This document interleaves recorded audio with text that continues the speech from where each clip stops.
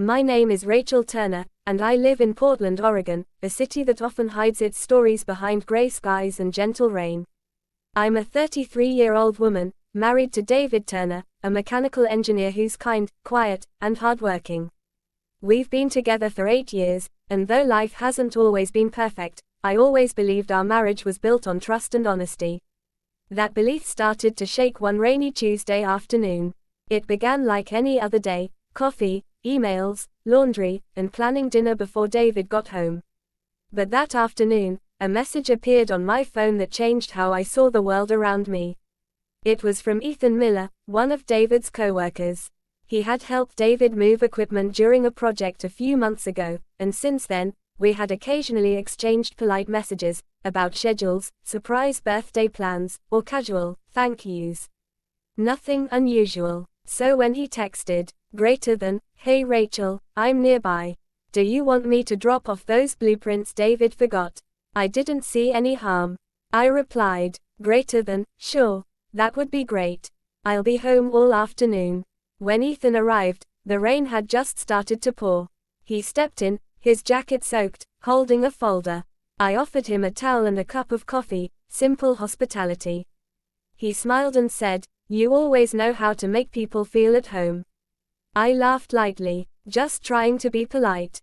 Portland weather demands kindness. For a moment, we talked about work, about David's new project, and about his own struggles balancing deadlines.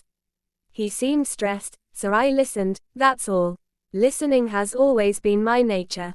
But somewhere between conversation and comfort, his eyes started to linger too long. When I handed him his coffee, his fingers brushed mine, not by accident. He held the touch longer than necessary. I froze. He said softly, "You're really kind, Rachel, David's lucky."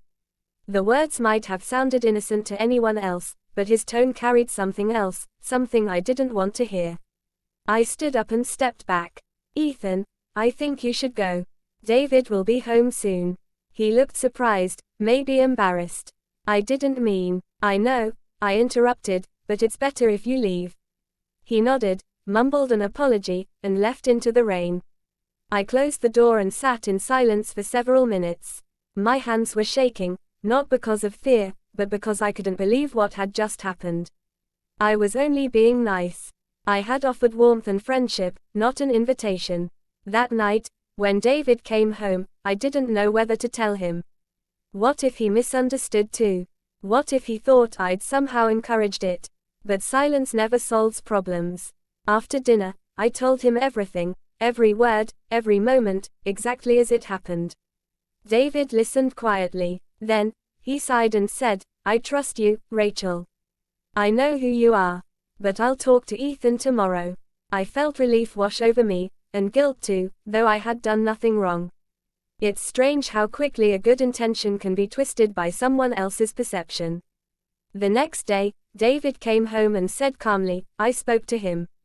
He apologized. He said he misread the situation. It's over." I nodded, but deep down, I knew something had shifted, not between David and me, but inside myself. I started to see how fragile kindness can be in a world where boundaries blur so easily. Weeks passed. Life returned to normal. Ethan no longer texted or came by, and David and I grew even closer. One Sunday morning, while watering the plants, David said, "You know, I've been thinking. You shouldn't stop being kind just because someone misunderstood it." I smiled faintly. "I know, but I'll be more careful next time." He nodded. "That's fair. The world needs kindness, but it also needs clarity." Those words stayed with me. Months later, I volunteered at a local community center, helping teenagers with schoolwork. One of the young girls asked me why I always smiled at everyone, even strangers. I told her, "Because kindness is powerful, but you must learn to protect it." And maybe that's what this story is really about. Not betrayal, not temptation, but the delicate balance between being kind and being cautious. We live in a time where friendliness can be mistaken for interest, and politeness can be misread as affection. But that doesn't mean we stop being good, it just means we choose our words and actions with wisdom. If I've learned anything from that day, it's this. You can't control how others interpret your kindness, but you can control how clearly you define your intentions. Ethan never appeared in our lives again. David and I continued building our quiet, honest marriage, stronger than before. Sometimes, on rainy afternoons, I still think about that day. I wonder how many people have been misunderstood simply because they tried to do something good. But then I look at David, his steady smile, his trust, his calm, and I remind myself that honesty always wins over confusion. Because love built on truth doesn't crumble when tested, and kindness, when guided by wisdom, never loses its light.